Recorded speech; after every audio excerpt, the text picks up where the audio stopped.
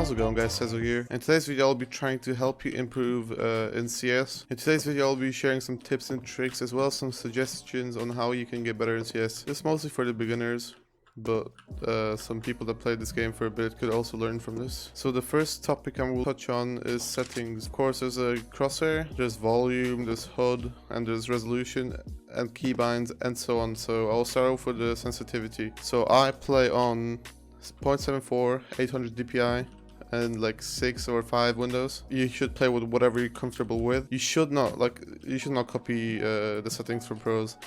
As much as you think that you'll improve if you copy their settings, because I don't know, they're getting some insane clips and stuff, like insane kills, and you think you can do the same. No, that's not how it works. You need to play with what you feel comfortable with. So sensitivity. I can give you one tip on figuring out the perfect sensitivity, or almost perfect. Of course, you need to try it out in game versus real opponents. But when you're in a private server, just shoot a dot on the wall. This is from Jason R. Now walk to the right and try and follow the dot where your crosshair.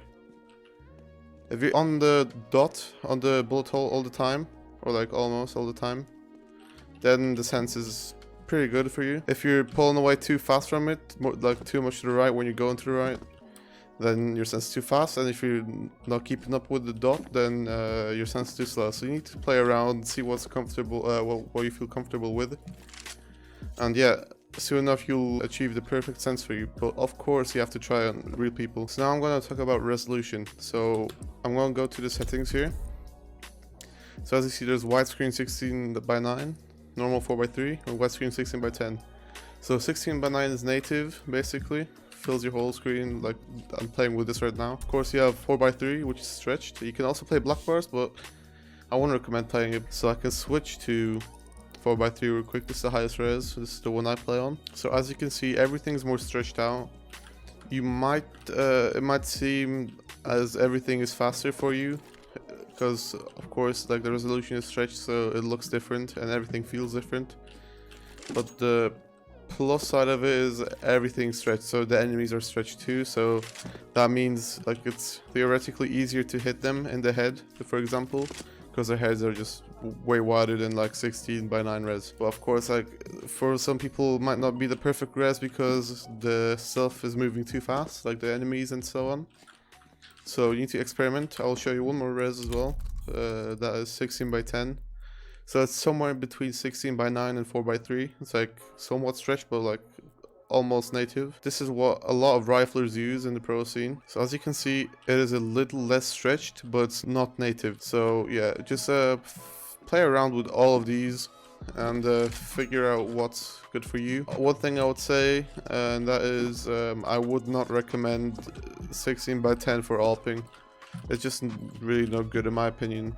4:3 is pretty good for ALPing. 16:9, I'm not really sure. I don't play 16:9. Okay, so I'm back on the 16:9 res for the tutorial, and now I will be touching on keybinds. So everything from switching your weapons to even jumping, and your nade keybinds, your hotkeys for nades. So what I use my mouse 5 to quick switch. On default it is Q. I also have X for this crosshair.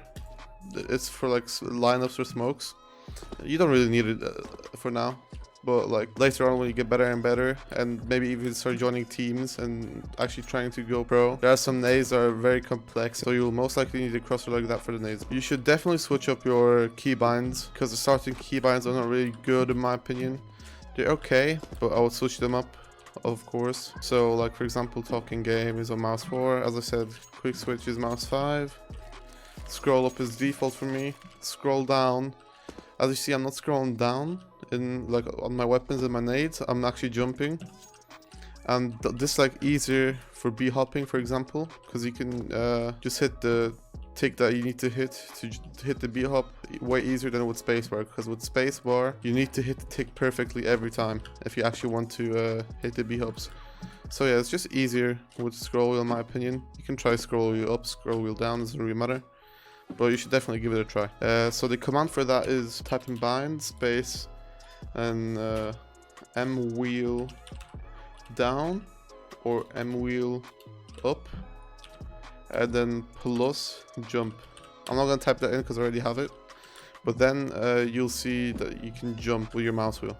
So now I'm going to touch on the HUD, or the heads-up display. So that's pretty much everything you see. So like your weapons on the right side, and like the bomb and the nades, your health as well as your armor, and the radar. So I recommend that you scale up the radar so you can see like almost the whole map, or like the whole map if you want to, on your radar, because your radar is very important, and every good player uses the radar to their advantage. To do that, you either do it in your settings under game, and then like you see HUD color, HUD scale. You can also change your color, as you can see, like all of these colors. That's your HUD scale, and then somewhere else should be your mini map. But I will show you a neat map that you can use from the workshop, and you can do all of those settings within the map as well, like the keybinds, your HUD, your sensitivity, not your resolution. You need to do your resolution manually, but all of that you can do on the map. So point number 2 is game sense. So game sense is kind of a difficult topic to touch on. As much as it comes with time, everyone should know like the obvious stuff, as in like when to peek, when to not peek, and so on. So to game sense, I would say map knowledge is very important, nade spots, and pre-aim and pre-fire spots. So map knowledge, so you have to know where you are, where you can get to the fastest as a T, for example. So let's say you spawn in on the T side, like here. This is the best spawn for the ramp peak, and this is the best spawn for mid peak, or even to go under. So if you get this spawn, you start running to ramp, and then when you have an op or even an AK, it's harder to get it with the AK. You can get lucky and kill the CT crossing to stairs. And obviously there's timings like that on every single map, and multiple spots on them as well. And as I said, that comes with time. I would not recommend playing casual all that much, but it would help you with some game sense. I mean, some map knowledge, like so you can figure out the timings and everything, and where you can peek to get an early advantage. And yeah, so now to map knowledge, there's also nade spots, obviously. So whenever you watch pro games, you see that they throw like fancy smokes and stuff for executes. Like this, for example, is a simple stairs smoke on Mirage. It blocks off the vision for the stairs player, so they can't see into palace or into ramp. So they're forced to play like connector or jungle, or even go back to site. But you usually, for a standard A execute, you pair up the stairs smoke with a simple jungle smoke and a city smoke. So as you see, you should also use flashes.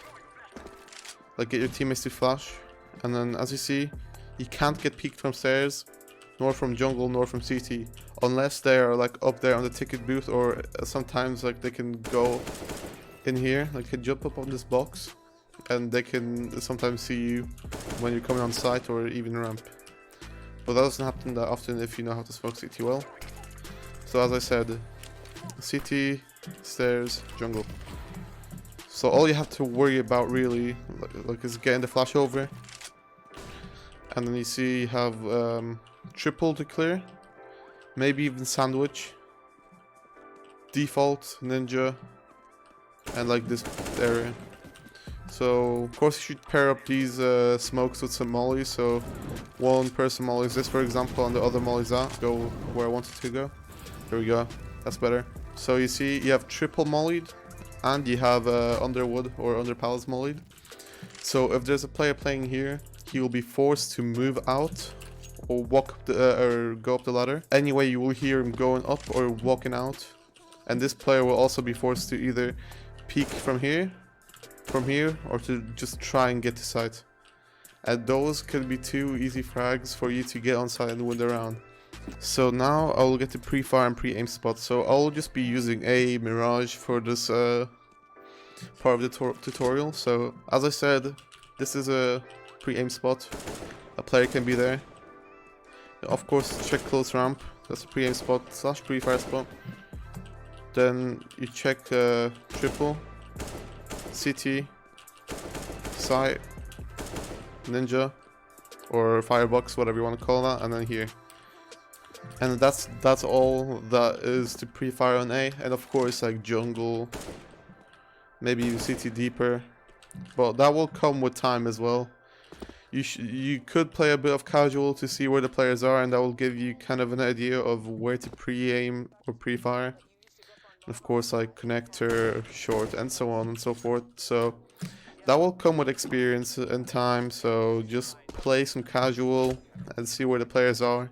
Don't think that casual actually help you a lot, because it won't. Like a lot of like inexperienced players obviously play casual because it's just casual. So you can't really compare casual to a matchmaking game or face or whatever. So now I'm gonna go into the general like knowledge. So that is obviously crosshair placement. So what a lot of new players do is they just aim on the floor. They like walk like this, and like for example they walk out in here. There's a guy triple like there for example. So they walk out and then they see the guy triple. What do they do? They have to somehow manage to get the crosshair on the enemy and then kill him. That is very inconvenient because that is a lot of time wasted and that can get you killed very easily. So you have to aim at head level at all times. So whenever you want to pre-aim something, like there for example, if someone's standing on that pot, you just go like this. That's head level. That's head level. That's head level. You have to always be on the head level to guarantee your kills, or like give you way higher chances to get the kill in comparison to like aiming at the floor or aiming too high, which doesn't really happen often. What happens more often is someone aiming at the floor, like at the feet or something. So yeah, work on your crosshair placement because it's very, very important. So now I will get onto positioning. So for example, now we're gonna say that we're the CTs. You want to hold A. Don't hold A like this. You're in the open. You're vulnerable from 3 different spots: palace, ramp, and connector. Maybe even jungle if they somehow get to jungle, but let's just say ramp, connector, palace. And you're in the open. It takes a bit to get to cover. Like for example, here you're standing here. You want to go to triple. There's just one ramp. Takes a while. Or if you want to go CT, also takes a while. So for example, if you want to hold ramp, just like play like this. Keep on switching the angles whenever you're fighting someone. Don't always peek the same angle. Like for example, you're fighting someone in ramp. You peek from the left side. Don't keep on peeking from the left side because they can just post up and they can just aim you down and spray you down. So peek left, maybe peek left one more time. Peek right, peek left, peek left, peek right, peek right, peek right, left. Just keep on switching up. So the enemy will never know where you're going to peek from next, and they will have to gamble it, so it's a 50-50, and maybe you will win the fight with the right choice. So obviously, like, that's one position out of many. Like, I don't know, let's say you're playing mid, don't play like this, just play here, because you have cover. Like, whenever you miss a shot with an op, for example, if you're holding mid, miss a shot and then you're right behind cover when you miss. If you're here, you miss a shot. If you get hit once, you get slowed down, and then they can get an easy kill on you. So just play behind cover as much as you can. But just because you might think that playing in the open is bad, it's not always bad. Like for example, this can also be somewhat of an off angle, because the T's, whenever they go mid, they flash out, maybe throw top mid smoke, and they peek this left side. But if they don't see anything on the left side, they're gonna go like this, and then you're in the prime position to kill them, because you can see them before they can see you, because it's an off angle. But obviously, just because it's an off angle that worked once, don't use the same angle like the next round or even like a couple seconds after, because they're gonna pre-aim it the next time. So yeah, as I said, in the positioning, always try and switch up your position, but also play in a smart position so you can fall back to safety. Also, another general thing that you can practice on is your aim. As smart as you can be, and even if you can do like all the correct calls, all the correct plays, position yourself very well, it won't help you a lot if your aim is bad. Like for example, you place yourself in a very good position, 2 players walk behind you. Like if you're CT, your stairs, and they somehow don't check you, they go jungle like 2 players, and it's easy 2 kills for you, but you just whiff. because your aim is bad. Like, I don't know, you don't know how to spray, or your crosshair placement is bad, then that can really cost you the round. And yeah, you should just aim to convert your smart plays into winning the round and even the game. So yeah, now I will show you a map to change your settings, your config, and you know, like your keybinds and stuff. So it's called config generator on the workshop. I will post a link of it down in the description below for you to download it off your workshop easily. Then you just load in as a T, and then you can see you have all of these different options. So you have audio, video. Also, I forgot to touch on the audio. Play around with your audio. Have it high enough so you can hear like steps, but don't have it too high where you can't even hear your teammates and info. Calling out info as well as receiving info is really vital for you and for the game outcome. So yeah, I recommend turning off music except for the 10-second bomb time. You should have that on. Whenever you hear that, whenever the bomb is planted and there's 10 seconds left, a song starts playing, like a sound starts playing, and then you will know that there's 10 seconds left. And if you start defusing after the song plays, then you don't have time if you don't have a kit. So yeah, that's also like a little tip for you to know. So we get to radar. So I'm just gonna play around with the radar and show you what it does. If I shoot max, it's the maximum size. Minimum is the minimum size, obviously. So just play around. I recommend like going on max and like maybe shooting it on minus twice. Then zoom it out a fair bit so you can see at least more than half the map. Best is to see like the whole map like this, but it's also good to not have it too small. So yeah, for example, we'll just stick with this. You can have it rotating off or on. It really depends what you feel comfortable with. I like it rotating, so I'm just gonna keep it on. Centered, obviously it speaks for itself. Color, so that's just personal preference really, as well as the radar. Everything is personal preference, guys. Don't copy the pros, as I said once before. So you can change all of the colors. You see the code changes, like the money, the weapons, the weapon icons. So just go with a nice red. Now you can also change the scale here. You can see like you can change the gap, you can change the vertical gap. You can even make it like more or less transparent, make the score be on the top and the bottom, just whatever you feel comfortable with. Team numbers, I would suggest keep putting team numbers on, because when you have pictures on instead of team numbers, then like you can see there, it's kind of weird. I don't really like it. It's kind of hard to see when someone's alive and when someone isn't sometimes. So team numbers is just a suggestion of mine which you should use, because you can see 4 alive, 3 alive, T side, CT side, just very easy to see, very clear. HP and ammo style, so you can see on the right side the bullets disappear or they stay there. So for example, if I take out a Glock, you see when I press burst, like the bullets fill in. If I turn that off, you can't see it. So sometimes you don't know when you're on burst and when you're not. But that doesn't really matter because you shouldn't be using burst at all. Anyway, colored gun icons, it doesn't really matter. View model, that's also kind of an important thing to change or to leave it if you want it. But I would change it. So you can see you can have your gun on the left and on the right. That's just personal preference. Once again, you have 3 different presets here. So I'll play on the right. Offset X just puts it to the right or to the left. So Y zooms it out, and Z makes it go up or makes it go down. FOV also somewhat zooms it out. Gun movement, you can see whenever I move there's bobbing. Minimum bobbing. Default, you can see how it moves now. I recommend to keep it on minimum so it doesn't distract you that much. So let me just change the preset real quick to a normal one. So now we'll get to the crosshair, which is like pretty much the most important setting alongside with sensitivity. So just play around. You can copy pros if you want, but I would not recommend. But if you want to, just click on pro and then whatever team, like for example G2. And you want, I don't know, Ammonex, HUD, crosshair, view model, radar. Then you just shoot an Ammonec and then you get all of those settings. You can also shoot on mouse and resolution, and then your resolution changes to his res and his mouse settings also change. But I would recommend just keeping that on if you're gonna change anything. So yeah, obviously size makes it bigger or smaller. Thickness, I would recommend to keep the thickness on the lower side so you can see the heads easier. Gap, outline, you can see either outline or no outline. Alpha just makes it more transparent or less transparent. Dot just adds a dot, simple. T-shape, it just removes the top bar of the crosshair, and obviously then the color. So now you can also see the recommended settings. So as you see, that's a recommended crosshair from the map maker. Recommended view model, radar.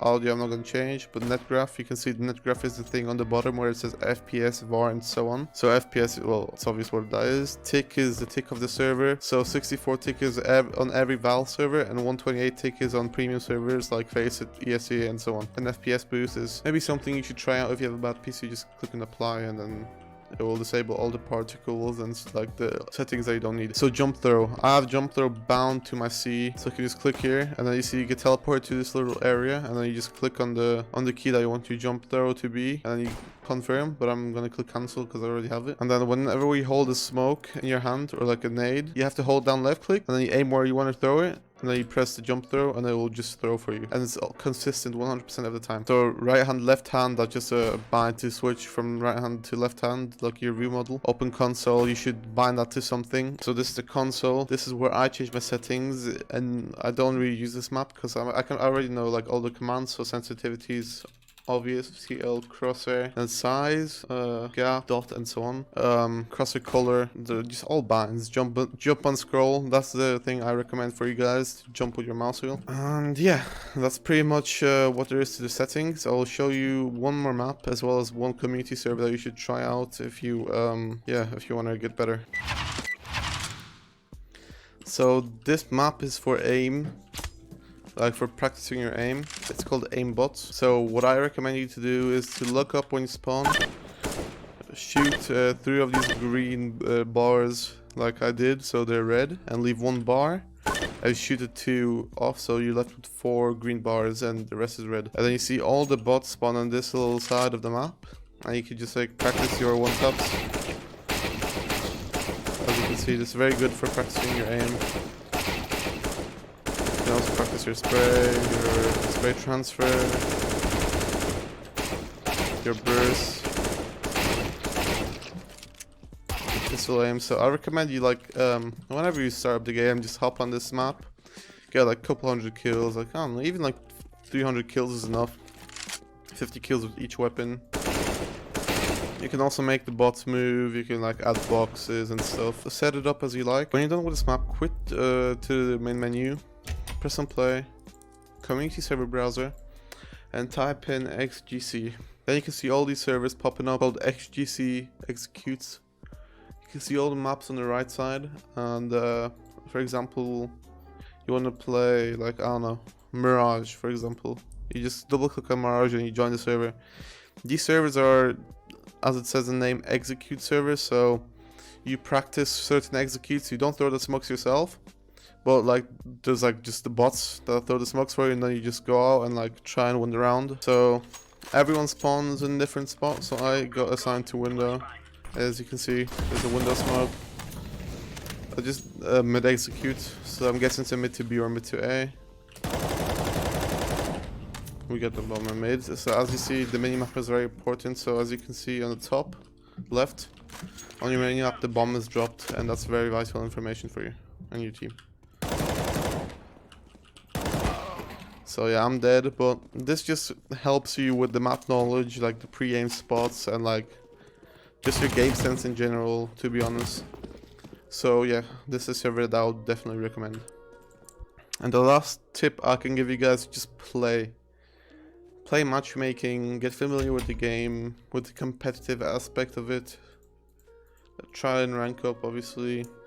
Gain some map knowledge, some game sense, and everything. Try and get some friends as well, because playing by yourself is kind of boring, can actually demotivate you when you lose, because you might think that, yeah, it's your team's fault or something that you lost.